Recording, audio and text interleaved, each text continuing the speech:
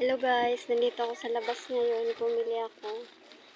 Ito, uwi ako ng bahay. Ito nga pala yung pabahay dito sa amin. Nandito pa ako ngayon sa Calbayog.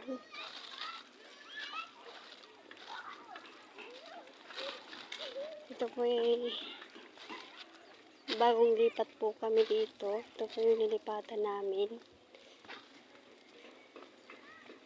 Medyo hindi pa nga po gaano maraming tao. Kasi yung iba, tatayo pa lang ng bahay. Kasi yung iba, yan na nga, nakapagtayo na ng bahay. Ayan guys. Ayan. Medyo malayo-layo pa tong lalakarin ko papunta sa dulo kasi doon kami punta sa dulo.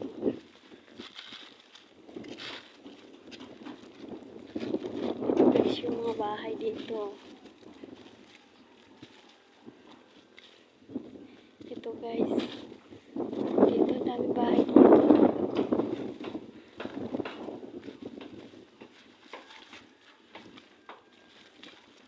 Ito nga oh.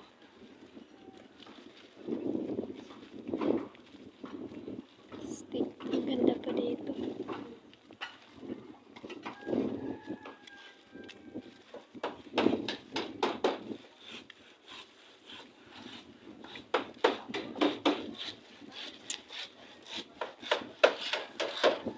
Dadaanan naman tayo dito sa walang mga bahay.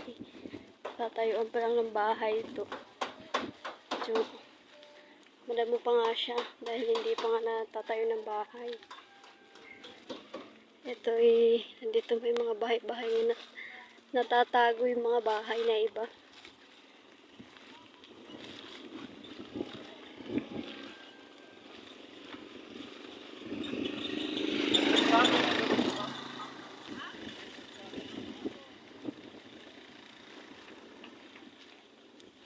Ito guys, naglalakad nga ako, palapit na ako punta sa aming bahay.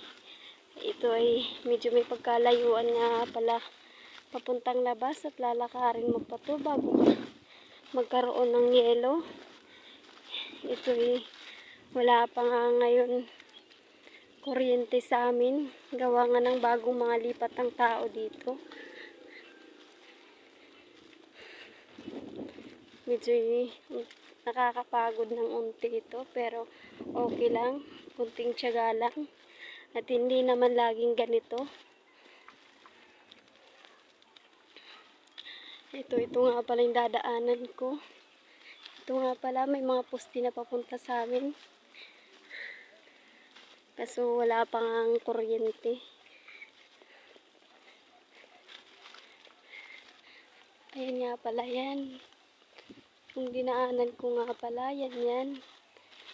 Ito mga babahayan pa yan guys dyan. Hindi pa nga natatayo ng mga bahay yan. Yan, marami pang bakanting lote dito. Pero lahat po ito tatayuan po ito ng bahay kasi pinamigay na po ito sa tao. Ito po yung mga relocation, nandito po lahat yung na-relocate. May mga kabahayan nga po pala. Ito nga po, papasok na ako papunta sa looban. Doon na po sa amin. Medyo marami ang tao dito. Kasi nga, ito ayong daanan.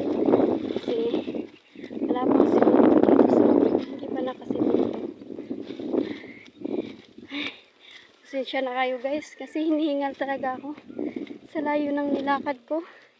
Ayun nga yun, galing ako sa labas oh. Dito na ako sa loob.